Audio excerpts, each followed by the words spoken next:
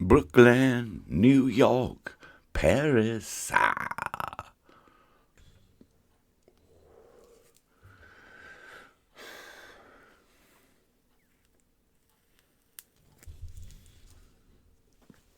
What up, perps? Kid Copious back in effect. Purple State Party. You know what we're doing here?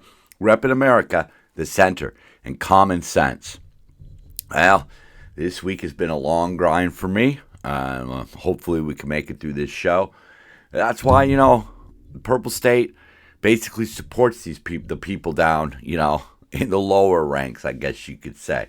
We don't go to cushy office jobs, man. We got tough, hard grinds to make a buck, and we just want to keep a little bit more of our money, and we want to see our money go into things that, make sense to us. Things that, might benefit our lives. That would be great, wouldn't it? Anyhow, let's kick it off.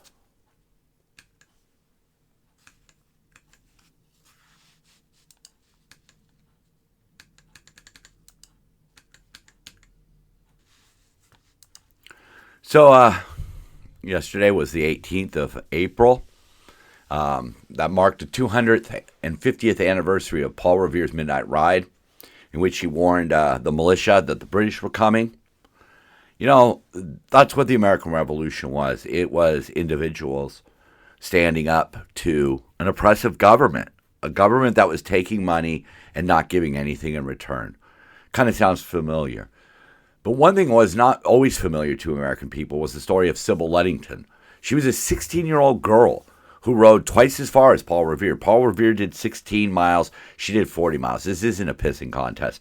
It's not like, hey, history failed to acknowledge people. No, there was a poem written by Henry Wadsworth Longfellow commemorating the ride, and it did focus on Paul Revere. Maybe because it sounded better. I don't know. I don't know what went through the dude's head. But Sybil was, the daughter of a colonel, and his militia had disbanded during the farming season. And on that dark night, 9 p.m., it was, pitch black, raining heavily. She got on her horse, and the horse's name apparently was Star, and she set off through New York. She rode from her family farm and rode 40 miles, mustering the militia, letting people know. She used to stick to bang on the shutters of neighbors' homes, yelling, "The British are burning Danbury." By the time she returned home, exhausted and soaked to the skin, most of the 400 soldiers were on their way. Unfortunately, they were not able to save the town of Danbury, but eventually Colonel Ludington's forces did join up with Washington's Continental Army, and, the rest, as they say, is history. And it's that kind of history that I really personally love to explore, this week being H history. This is the history of our country. And what we're seeing now is that we have a lot of our 16-year-olds being lied to and convinced that they're in a fight.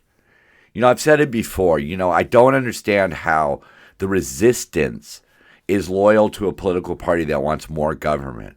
I don't really see that at all.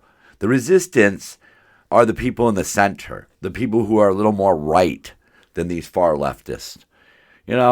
We look around our lives and we see what's important to us, and then we look to these politicians who are just freaking grandstanding. We'll get more into that. But if you want to know more about it, there is a book on Amazon. It's called Sybil Ludington's Midnight Ride. I would suggest to parents to get this book, make especially their daughters aware of this, that, our history often features the men, right? The Bible, our history books, they feature the men. But behind the scenes, there were women who were sacrificing the same, if not more, than some of the men. And Sybil was one of those people. It wasn't like riding a horse in the middle of the night, 9 p.m. at night, in the middle of the rain through, open country where there were bandits, where there were English soldiers. She risked her life for this country. And I think nowadays we take a little bit of that for granted. And, every now and then, around the time of certain events, watch a documentary, read a book, do a deep dive on the internet, and really learn about some of these subjects, learn about the people who really shaped our history. And maybe through that, people will get a better appreciation of American history. We're not perfect, but we've got a great set of ideals that we're trying to live up to. I really didn't think we would have Brandon news so quickly. But the geezer is back. Biden says roughly 30% of Americans have no heart in crotchety return to national spotlight. Isn't that awesome? Yeah. He came out to the music by Bruce Springsteen, We Take Care of Our Own, which is kind of ironic because in his case, I think it would be taking care of Biden's or taking care of fellow politicians. But it certainly wasn't. His administration was not taking care of the average American. It simply wasn't. You know, he was playing to the extremes. He was doing things that were popular to the people who have maybe more idealistic values than actual commitment to fixing problems. But anyhow, yeah. As this article from, the Washington Free Beacon says, Democrats are, for obvious reasons, not particularly enthusiastic about Biden's return to national spotlight. One Democrat operative told Politico, it takes a special level of chutzpah as the man most responsible for re-electing Donald Trump to decide it's your voice that's missing in this moment. The country would be better served if he rode off into the sunset. Well, yeah, I mean, I understand the left is pissed that Donald Trump is president, but I don't think it's the man really that America was voting for. It was voting in opposition to what we'd seen over the last 4 years. Things were not going well. Our government was more focused on their green initiatives, their ways that they were making money that were benefiting their constituents, and leaving a lot of Americans in the dust. They really didn't care. What they were doing was they were looking to win the next election by appeasing the young people. And in contrast to that, Donald Trump is risking everything right now with this tariff plan. That's for damn sure. He's risking everything.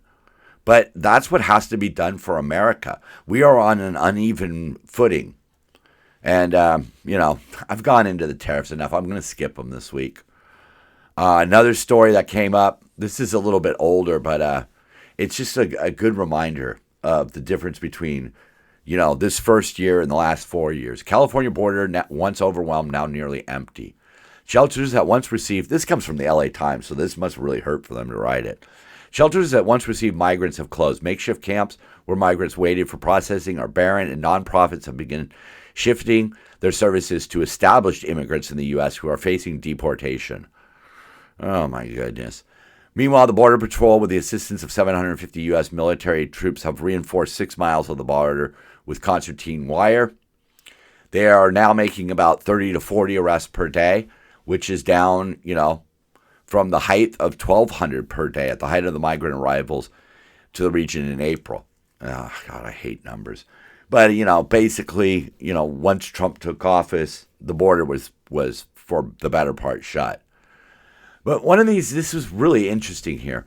They returned to this area known as Whiskey 8, where there were people who this person, Jasso, used to give fresh fruit and backpacks through slots in the fence to migrants. Okay. I understand your compassion, but, you're just enabling. It really is. I mean, if you have an alcoholic in your family, you don't buy them booze for Christmas, right? It's just not cool.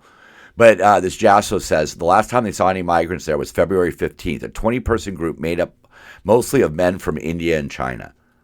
See, that was the last 4 years. What the hell are we doing taking in groups of men from India and China? I don't understand the logic that was applied over the last 4 years. Some of the logic that's being applied right now is a little bit faulty. I will concede that. We'll get into that in a second here. Another word that starts with H is hearing.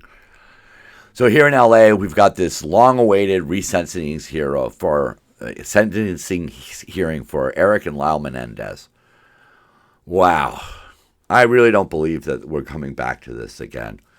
But we are, so we'll talk about it.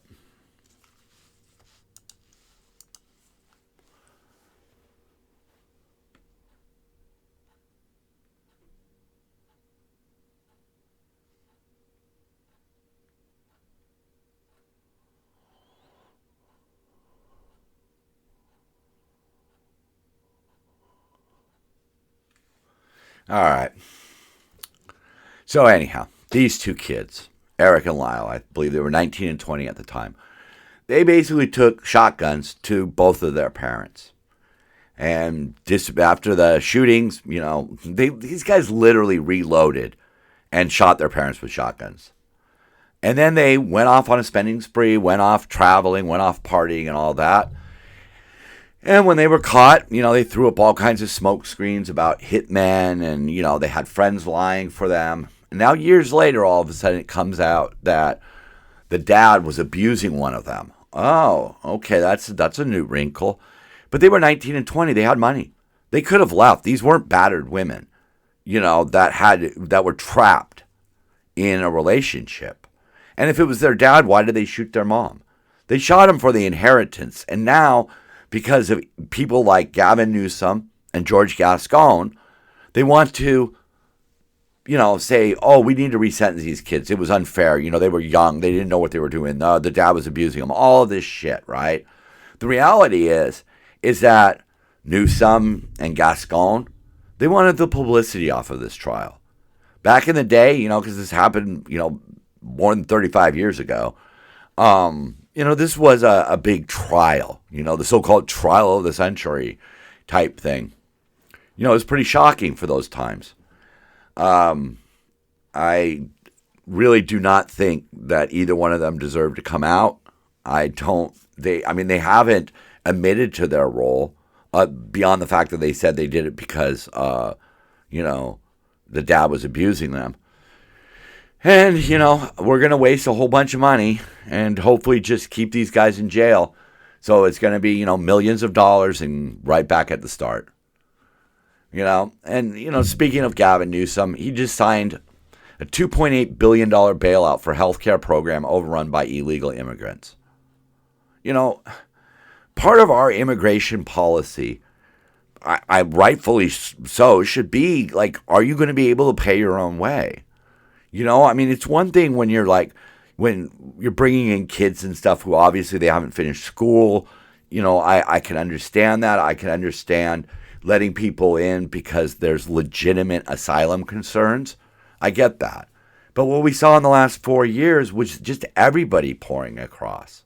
And then when California says, hey, we're going to give you free health care, that's not... People aren't using that health care in case of emergency. They're using that health care. They're taking advantage of it. They just are. A lot of people, such as myself, I've been paying premiums for numerous years now.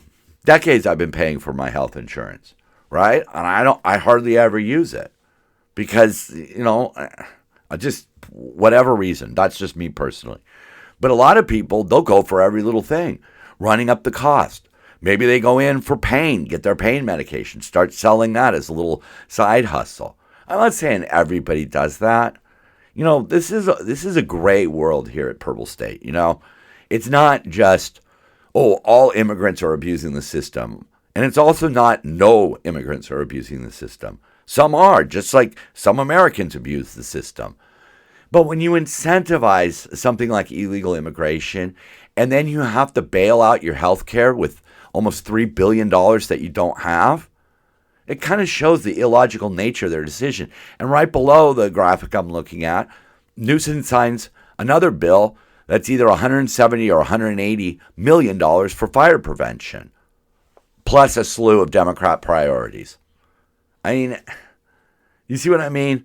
We're going to spend $3 billion to give out health care to people who aren't supposed to be in the country, but not even $200 million for fire prevention, when we already know that more fires are going to be coming. It's ridiculous priorities. And speaking of ridiculous priorities, this Democrat Senator, Chris Van Holens, flies down to El Salvador to get this guy, Abrego Garcia, back from the notoriously bad prison in El Salvador, right? This is the same guy, the senator, who flew to Egypt to try to find out why aren't there more routes going into Gaza to deliver aid.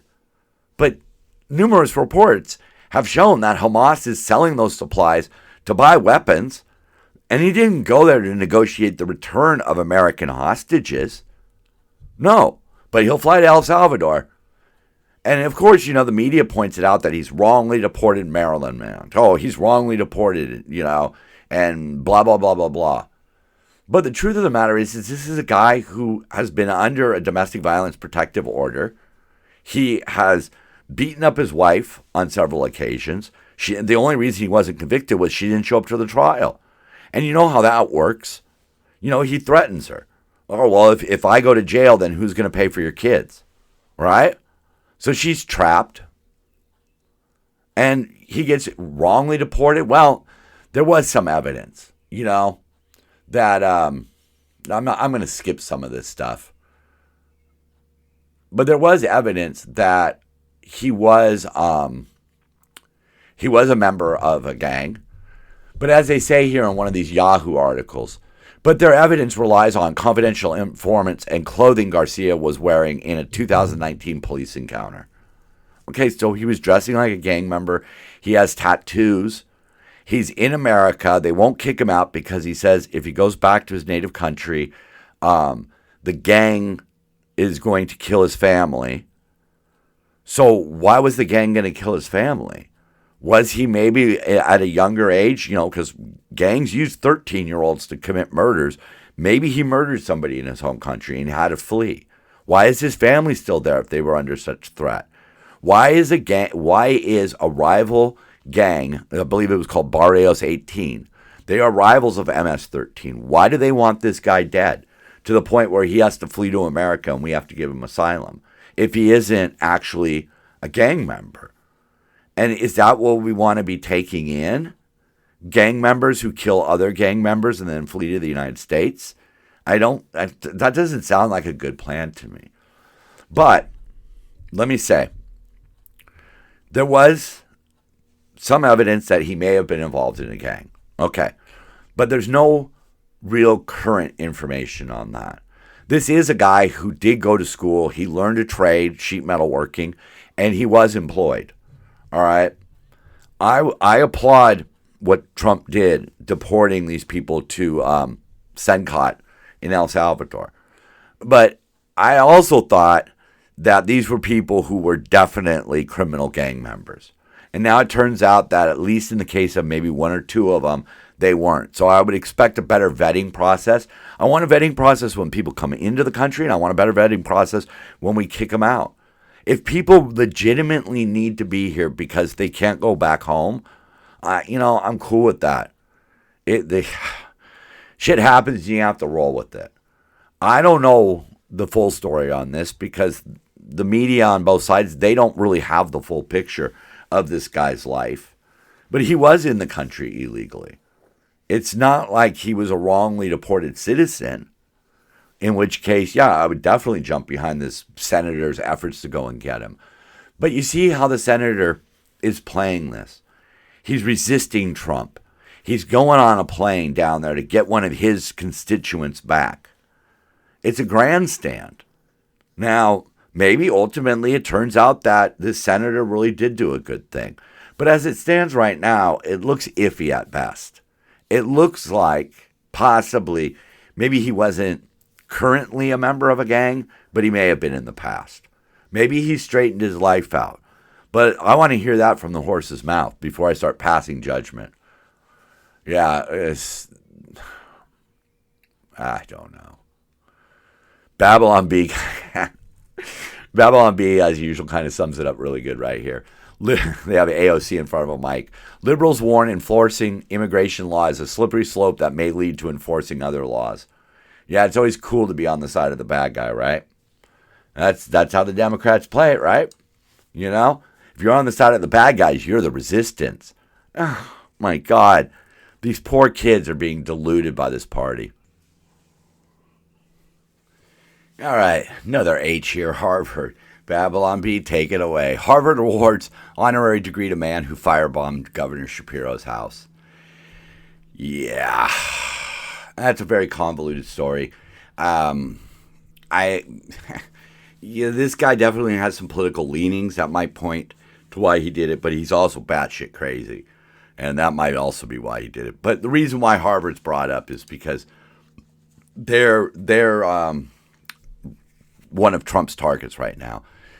Trump's frustrated by the fact that there was so much anti-Semitism allowed on the campus, and that some of these students that are coming over here from other countries might not really love the United States or its allies, or they might just flat out be like completely radicalized, soon to be terrorists. And that might be a problem. I don't think it's too much to ask that we make sure, just like with any immigration policy, we should be vetting people. We don't,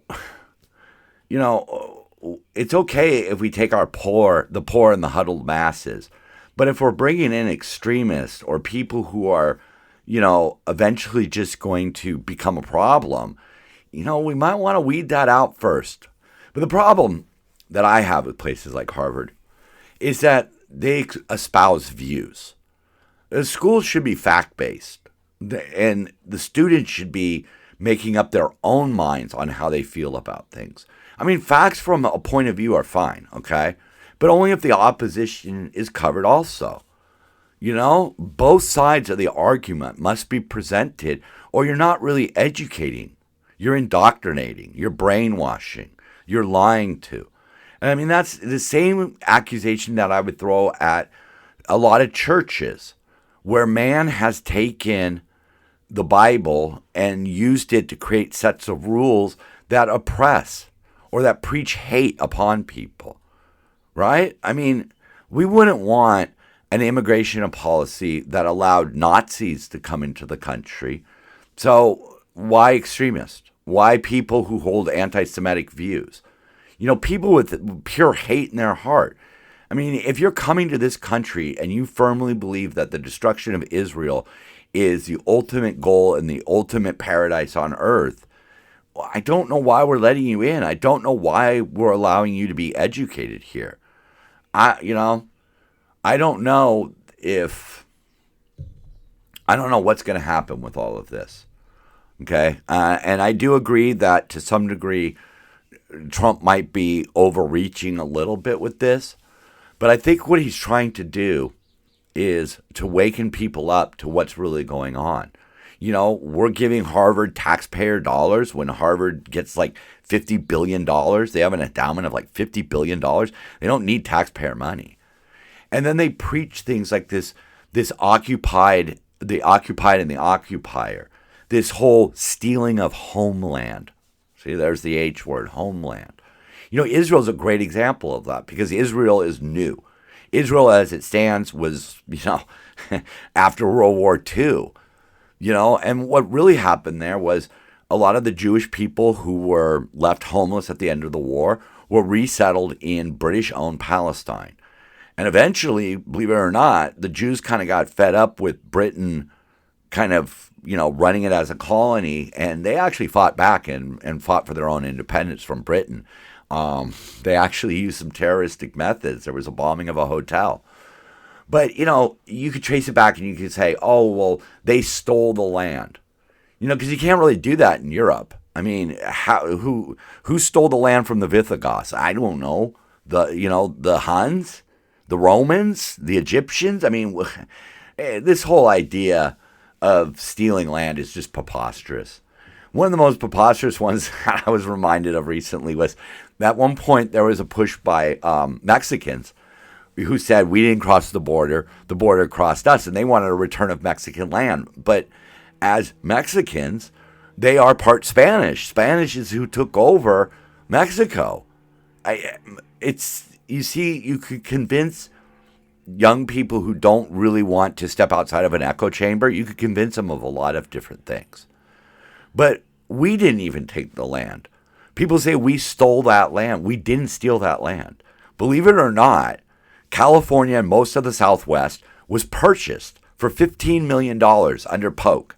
President Polk, one of our most underrated presidents. This was a guy that promised to only run for, stay in power for one term. He had some things to do, manifest destiny and all that, moving America westward. And he offered Mexico $30 million for the territories. Mexico was in the middle of a civil war. There were border skirmishes. Texas broke free on their own, and there was ongoing conflicts. In case you didn't know it, we actually sailed all the way down and invaded Mexico City.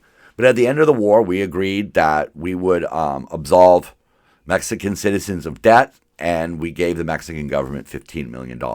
Remember, Texas looked a lot different when this all happened, by the way. It didn't, not the borders that they have now. But Texas had already broken free as an independent republic. So a lot of when people spout their views on it, it makes it look like the U.S. stole that land. But when you look at what actually happened in history, you can see it was a little more complicated than that, and we actually purchased it. And maybe at the barrel of a gun, but it was purchased nonetheless. But that's the problem that we have with what's going on with online media and commentating and all of this stuff, is that everything is one-sided. It relies on clickbait, rage bait, hate bait. It doesn't rely on just delivering facts. That's one of the uphill battles that I face here, is that I'm not one-sided enough. I don't just rail against this person or that person. Like, I try to look at those gray areas in between. I try to bring up my actual concerns. When I say I'm a little bit concerned with how the deportation to El Salvador happened, I am. I'm a little concerned that maybe some of those people didn't really need to be sent there. But at the same time, I could see the value of such a warning being, presented, letting people know, hey, if you're a gang member, you might not want to sneak into our country because you might end up somewhere way worse than where you left.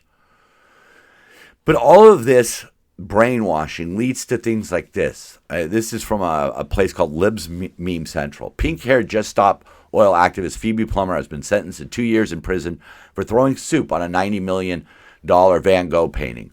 What's your reaction to this sentence? Well, first of all, leave the pink-haired shit out of it, okay? I don't care if a person has pink hair. That doesn't mean jack diddly shit. I've had pink hair. You know exactly where I stand. I'm not some screaming mad liberal, am I? No. All right? But let's look at the fact that this young girl has been convinced that somehow her actions were going to bring upon meaningful change to the point where she went and committed a crime. And this crime will stay with her for the rest of her life. When people look her up and find out who she was, I mean, I'm sorry, like, I have no ill will towards her, but I don't think I would want to hire this person. That's pretty unhinged behavior. It really is. Throwing soup on a painting to just stop oil, like, you're delivering a message that we already know about. But that's what happens when you brainwash these young kids. Another really quick story here that kind of ties Biden and Harvard together in this thing. Biden went to Harvard. He went to the Kennedy School to, talk to the kids, But he was drowned out by pro-Palestinian protesters ringing bells, banging drums, and chanting, "Biden, Biden, you can't hide. You're committing genocide." Well, I don't know how he's committing genocide anymore. He's not in power. Pretty sure Biden has no say-so over what the Israeli military is doing or what Hamas is doing. He has no say-so over anything. But that's what happens when you brainwash people who voluntarily live in an echo chamber, Anyhow, that was kind of a chaotic episode, wasn't it? I admit that. Wasn't on my game. Hopefully this next part gets through, because, this is the important part. This is the part that really comes from my heart. Hey, that's an H-word, heart. Hate. And, the thing about hate is that hate is allowed. We should hate rapists and people like Hamas or MS-13 or abusers of children and women, or even women who abuse men. I mean, just abusers in general, corrupt politicians. The list is endless. I myself hate Scientology, because Scientology is a cult that is absolutely vicious to its members to keep them in line, and vicious to their members when they step out of line. And they're willing to cover up things. And somehow they get a a tax break because they pretend to study the Bible. Oh, God, what a crock of shit that is. But that's based on their actions and my reactions to them, just like all those other people we listed, right? You know, if you're abusing your wife, that's your choice, and I hate you for your choice. But hate based on skin orientations, that kind of crap, oh, that's so fucking stupid, you know? And I'm a firm believer in this next statement. Jesus wouldn't have a problem with your gay son. I'm sorry, he wouldn't. You know, it's Easter coming up here, you know? And it's not, when I talk about Jesus, okay, it's not the Bible version that counts, all right?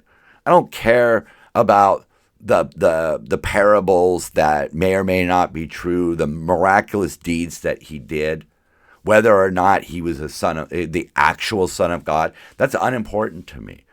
What's important is that history, through Roman writers such as Josephus, we know that Jesus was an actual person. And he preached love and acceptance. And he railed against corruption. And he died for those beliefs. The reasons why he was crucified was because he went after the money changers, the people who were profiting off of foreigners coming in to use the temple. That's what he railed against. That's what he fought against. And that's what he died for. Now, maybe he died for my sins. And if he did, wow, I'm eternally grateful. But all I can do is judge those kinds of things based on the evidence. And the evidence that we have was he was a man. And he preached love and understanding and acceptance. And if you're one of those people out there who still has a problem with anybody in the LGBTQ community, you got to reassess your values. Maybe you don't disagree with everything that's going on in that group, you know, such as trans athletes. But that doesn't mean you have the right to hate those people for who they are. You should never hate people for who they are. If they're being authentic and if they're not hurting someone. You know, I say, you know, at the end of most of the shows, I remember to say it, love one another, right? Keep love in your heart. Because that's what I learned from Jesus. That's what I learned, whether the myth or the reality version. Doesn't matter to me. That's what he preached. That's what I try to preach. I'm Kid Copious. I'm Purple State Party. Love one another. Find that acceptance. Keep on grinding. And above all, never forget to dance it out.